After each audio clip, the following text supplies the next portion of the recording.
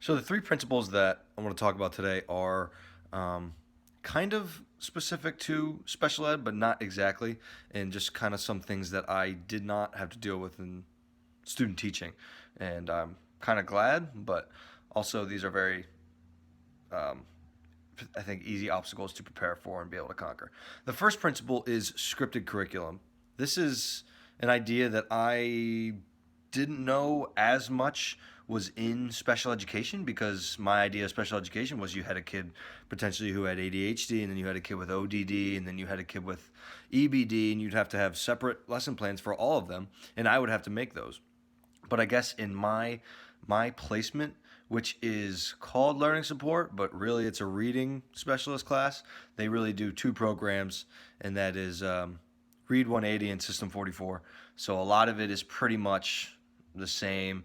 My teacher has lesson plans for the whole unit in a binder, and he typically just goes by the book, and that's great and all for not planning lesson plans. But if I had lesson plans, I'd like to have me create them, because I feel like developing the content and stuff like that makes you better at teaching it, as opposed to somebody telling you what to teach.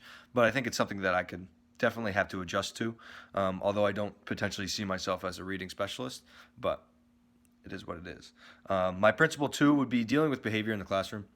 There are a couple kids who are in the classroom. The classroom's about 6 to 8 in period two, and a little bit more in period three.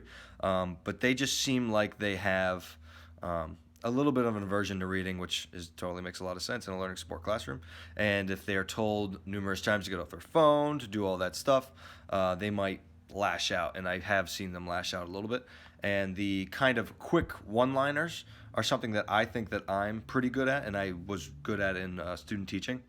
And it's something that could be seriously useful for the classroom, to make sure that if one student is having a bad day and has those kind of outbursts quick, you make sure that you can snuff it out very fast and make sure that the other students don't get involved or start to get any ideas.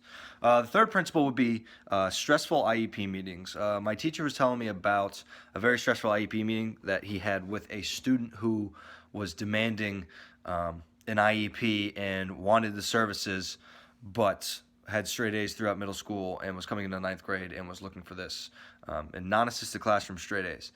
So they had to have this very stressful IEP meeting. The parents were there. They had a special ed advocate with them. So tensions were pretty high. But he told me that the administration had his back and were very supportive of him in saying that an IEP does not need to be made for a student who clearly does not need assistance. This is public funds, and this is stuff that cannot be spent on people who don't need it.